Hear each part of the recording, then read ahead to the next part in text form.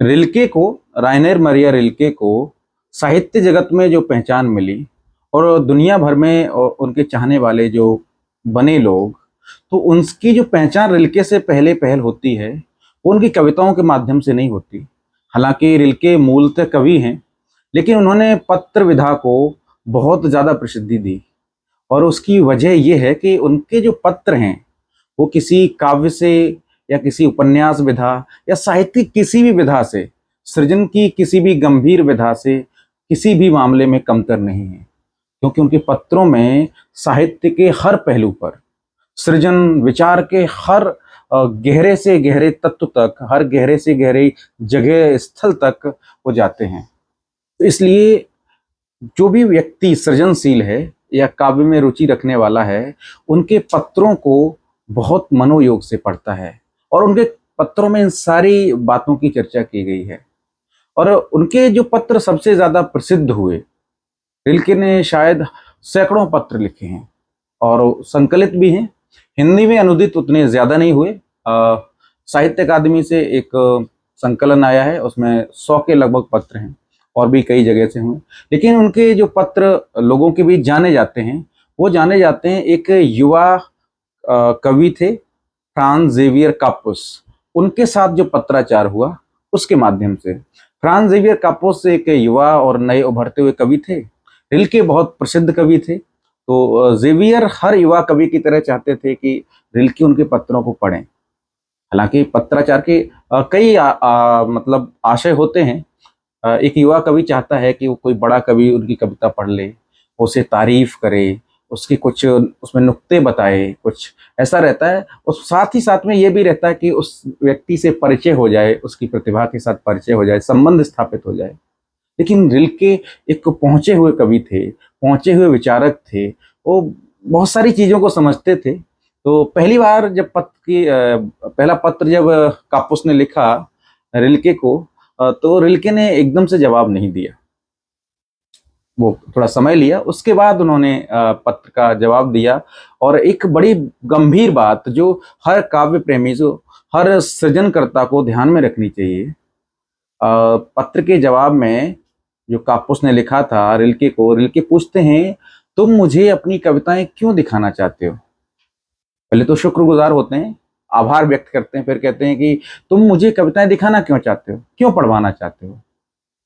और बहुत संभव है कि तुमने ये कविताएं कई और लोगों को भी दी होंगी। तो ये तुम कवि बनना क्यों चाहते हो, अपने आप से पूछो। क्या तुम मुझे दिखाने के लिए या किसी और को दिखाने के लिए, उनसे बातें सुनने के लिए, खामियां अच्छाइयां जानने के लिए भेज रहे हो, या अपनी वजह से? मतलब उनका कहने का मतलब था कि सृजन कर्म जो होता है वो एक बाह्य यात्रा नहीं है, दिखाने की यात्रा नहीं है, अंतर जगत की यात्रा है, अंतर जगत में विचरण करने की यात्रा है। उसके बाद उसका बाह्य पक्ष जितना दिख जाए दुनिया को, कुछ हद तक दिख जाए, वो ठीक है। लेकिन सृजन कर्मी की यात्रा आंतरिक यात्रा होनी चाहिए, अंदर की यात्रा होनी चाहिए। तो उसी को लेकर ये जो एक पहला पत्र है, मुझे बहुत अच्छा और गहन लगा। हर सृजन कर्मी को, हर कवि को, हर उपन्यासकार को, साहित्य की हर विधा में रमे हुए हर व्यक्ति को इसको सुनना चाहिए। बल्कि हर सृजन कर्मी, कलाकर्मी को इस पत्र की बातों को ध्यान से सुनना चाहिए। इसके कापुस का पत्र प्राप्त हुआ, उसके जवाब में ये रिल्के का पत्र है। तुम्हारा पत्र कुछ दिन पहले मिला, मुझ पर इतना भरोसा रखा, कृतज्ञ हूं। इतना भर ही है जो मैं कर सकता हूं। तुम्हारी कविताओं पर बातचीत नहीं कर सकता, ऐसी कोई चेष्टा मेरे लिए बाहरी होगी। ऐसी कोई चेष्टा यानी तुम्हारी कविताओं पर बात करने की कोई भी चेष्टा मेरे लिए बाहरी होगी। मेरे विचार में समीक्षा कर्म किसी कला सृजन को छूने तक की क्षमता नहीं रखता, उसके बारे में भ्रांतियों का प्रसार जरूर करता है। वस्तुएं इतनी स्थूल या कथनीय नहीं होती जितनी लोग समझते हैं। अधिकांश अनुभव अकथनीय होते हैं, एक ऐसे स्पेस में घटते हैं जहां शब्द का प्रवेश ही नहीं। दूसरी तमाम अकथनीय चीजों में से कलाकृतियां सर्वाधिक अकथनीय हैं। उनका रहस्यपूर्ण अस्तित्व हमारे छोटे से नश्वर जीवन से अधिक स्थायी है। भूमिका की तरह कहे गए इन शब्दों के बाद मैं तुम्हारी कविताओं पर आता हूं। कहना चाहता हूं कि तुम्हारी कविताओं की अपनी कोई निजी शैली नहीं है। अब वो कविता के बारे में बात कर रहे हैं। कापुस ने जो अपनी कविताओं के बारे में पूछा था उस पर कहना चाहता हूं कि तुम्हारी कविताओं की अपनी कोई निजी शैली नहीं है।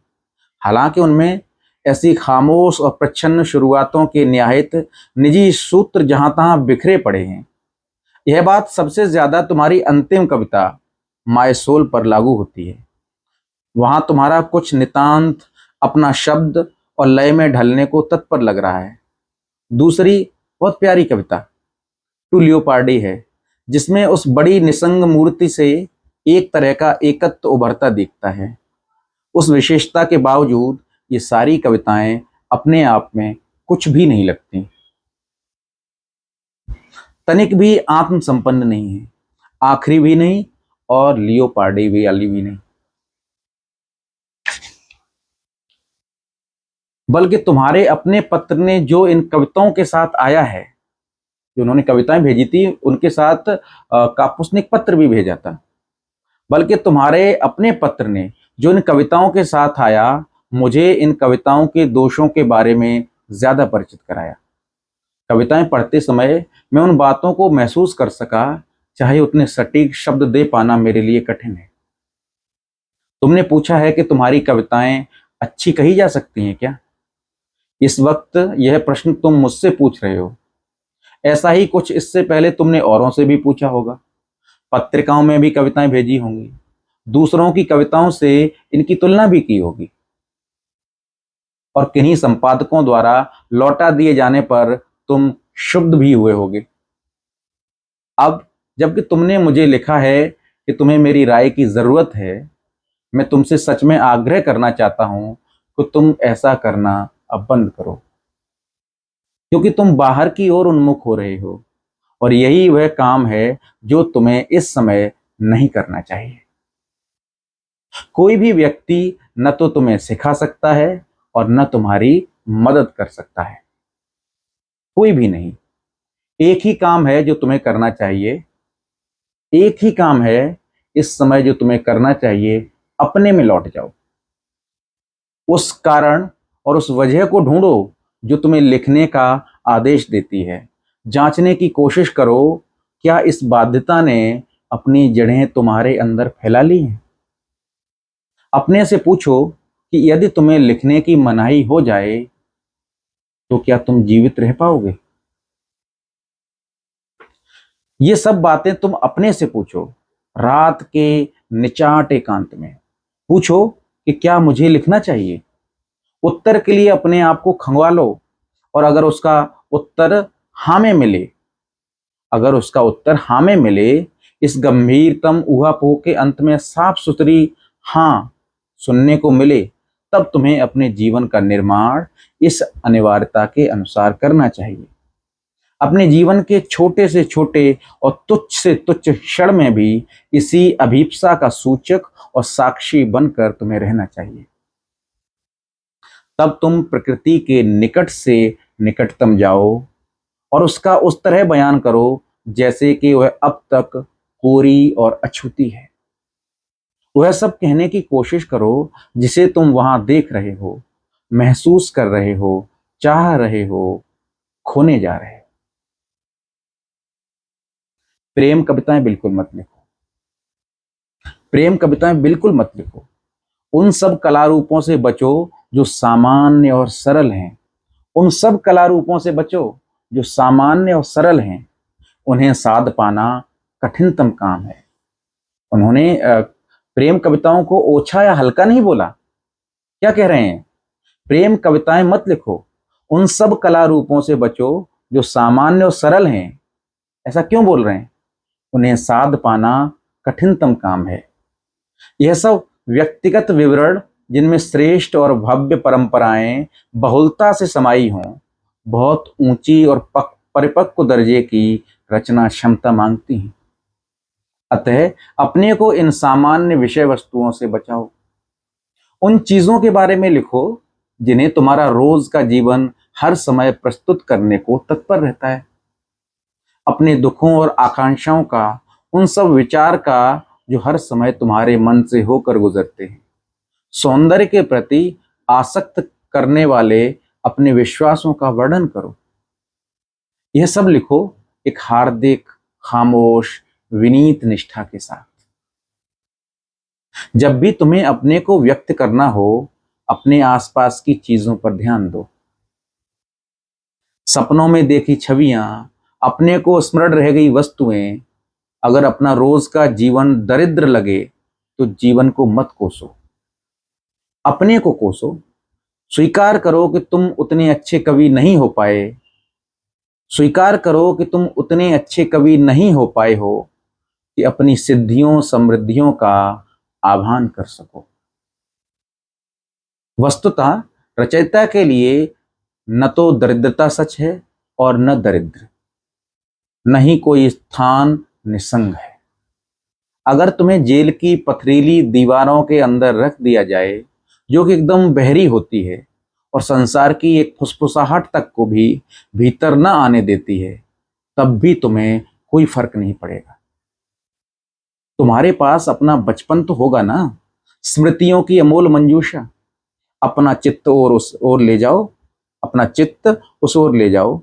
दूरगामी अतीत के रसातल में डूबी अपनी भावनाओं को उभारो। तुम्हारा व्यक्तित्व क्षमतावान बनेगा।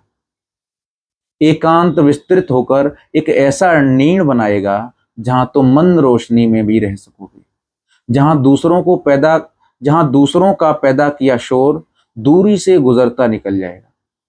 और अगर इस अंतर्मुखता से अपने भीतर के संसार में डूब जाने पर कविताएं स्वतः अवतरित होती हों, तो तुम्हें कभी किसी से पूछना नहीं पड़ेगा कि वे अच्छी हैं या बुरी।